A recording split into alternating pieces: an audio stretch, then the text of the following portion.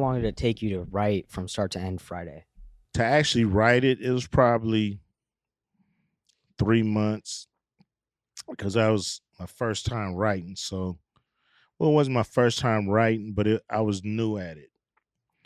It took me about 3 months, and I was on tour in Europe at the same time. So, it was what I was doing in between touring, and I was writing it with DJ Pooh, who was here in the States. So, a lot of conversations, a lot of back and forth. Um, and to polish it up, it took probably another month or a month and a half to actually get it where it was good enough to attempt to make a movie. Are you like surprised by that? Because it goes from like probably like a passion project, and now it's like one of the most iconic movies of all time. That's what we was hoping. Yeah. Like I knew if I had a hood classic, which I had one when I wrote Friday because I had Boys in the Hood. Yeah. But I felt like, I needed to get some classics under my belt, and then my career would be long, you know. So we was out to make that like a neighborhood classic. We didn't really care if the rest of the country got it or was into it. We was like anybody who know this kind of living, anybody in any kind of neighborhood like this is gonna get it. And so sometimes when you focus just on you know your clientele, so to speak, um, everybody else join in.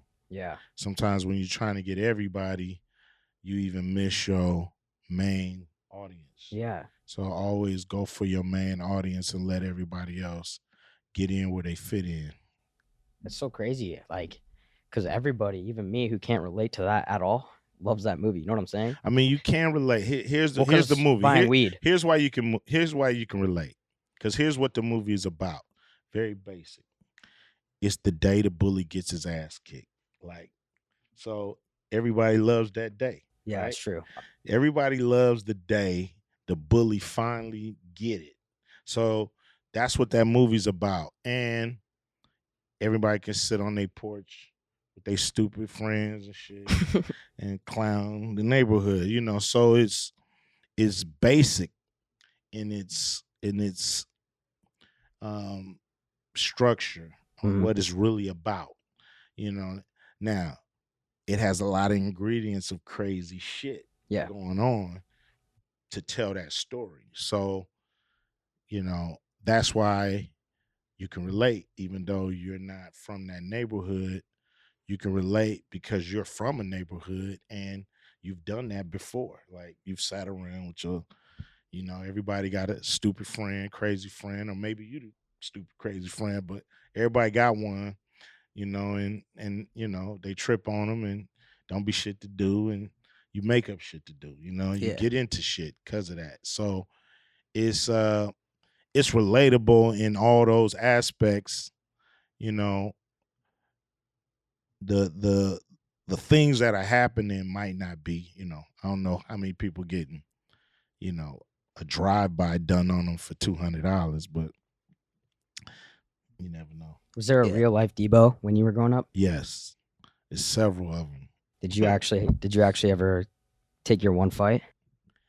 No, I never fought the dude we considered Debo.